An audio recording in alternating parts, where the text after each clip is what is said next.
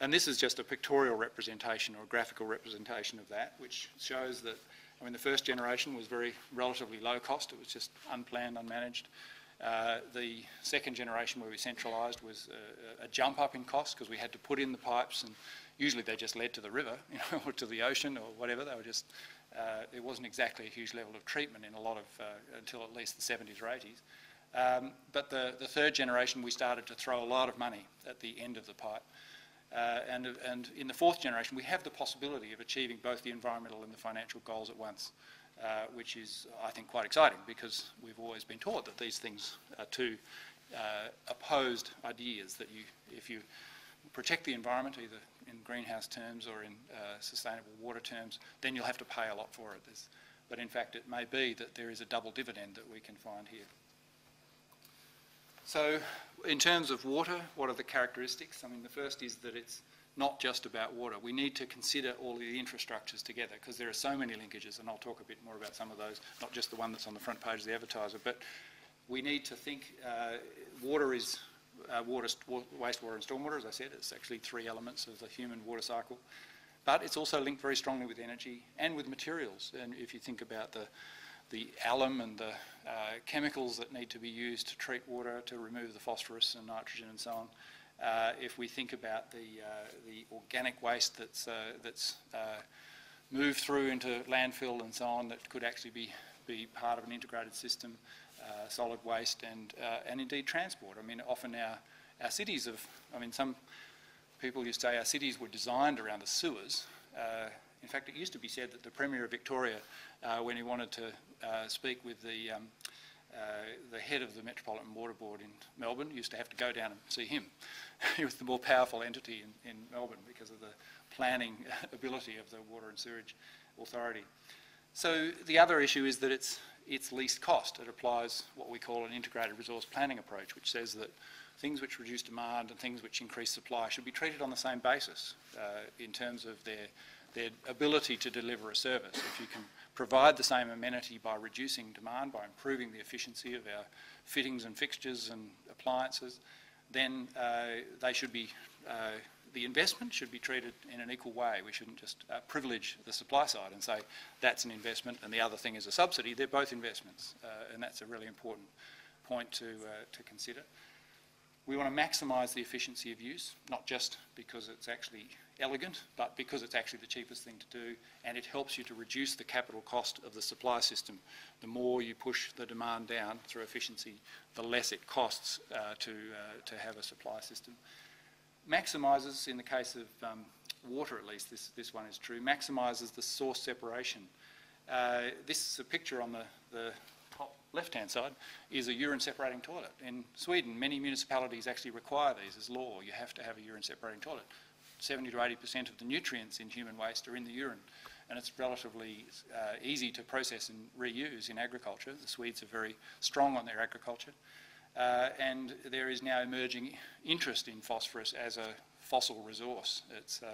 It's very similar characteristics to oil. It's probably 50 years before we reach peak phosphorus.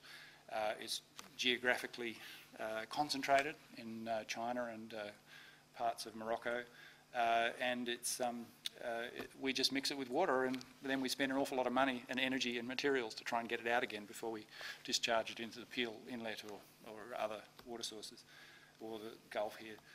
So the maximising source separation is beneficial in terms of energy, in terms of the environment and cost. We're therefore mimicking biological systems. We're not trying to force fit a conceptually different model. We're actually saying, how would nature do this? Because nature's worked it out over many thousands, hundreds of thousands of years. Typically it invests in treatment over transport, so we would be looking to invest in improving the level of treatment rather than just more pipes to move things and so on. And perhaps most crucially, it would ensure that we actually ask the community what they think about this and consider that important. A lot of the questions that we are dealing with here are actually not about the economics or the science or the engineering or the technical questions. They're actually about value trade-offs. And people are pretty good at making value trade-offs. They have very good ability to exercise judgment. They need to be informed by the scientists and the economists and the engineers, but it's not sufficient to let those people make the decisions. So we need a process of informed dialogue, which unfortunately we very rarely have in some of these questions. There are some exceptions, and there are some examples around the world of this, and I may get a chance to deal with some of those later.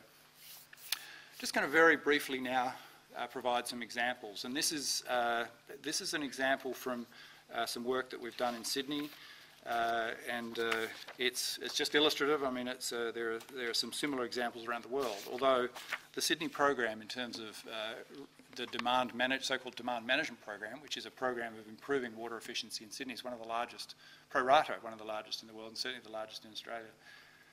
This and the details of this graph are perhaps not so important as the concept I'll get across, and I can certainly make these slides available through whatever means. But the point of this graph is that the top line represents what we think the demand might do if we do nothing, if nothing is done. So it's what we call the reference case or base case demand. And the green line represents the available supply given a whole set of rules. It's actually quite complicated to work out what the available supply is, because it depends on your assumptions about a whole lot of things: how much environmental flows you provide, particularly what the restrictions levels are. I mean, of course, South Australia, there's not been a huge history of restrictions until relatively recently, but it's in most other water supply systems which don't have access to the Murray, it's actually quite an important part of the water supply tool is the level of restrictions that it's considered the citizens are prepared to put up with. It's a contract between the utility or the government and the citizens. But suffice to say that we can determine an available supply in accordance with the rules. So then we have to reduce the demand in slivers. And of course, as I say, the debate is often couched in terms of we need a desal plant, or we need reuse, or a new dam, or whatever. But in fact, the biggest winner in all of this, as I'll show in the next slide, is actually a whole series of small measures which will reduce demand or increase recycling. And this is best represented in this diagram, which shows this here is the 145 gigalitres per annum, it's 1 billion litres per annum, is actually coming from improving efficiency. So it's what I call the negalitres. And it's the lowest cost of all of the options available on the table. The next one across, the 70, is actually the recycling options. So the water savings are down the left-hand side, the recycling options across the top, and you can see they're split into lots of different small scale as in small programs, each one of which you'd say, well, that's very small, that won't count, that won't do. We can't possibly solve the problem with that. But you add them together, and it's quite a powerful story. It shows you that the demand side is actually where most of the sustainability, where most of the grunt work is being done in terms of meeting the water supply needs.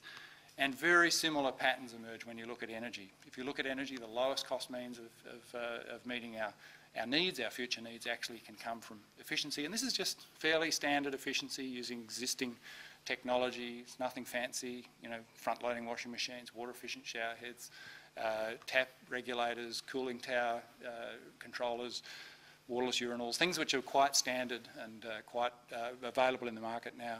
And it's just, the question is, how do we get those programs in place? Well, you buy them, you pay for them.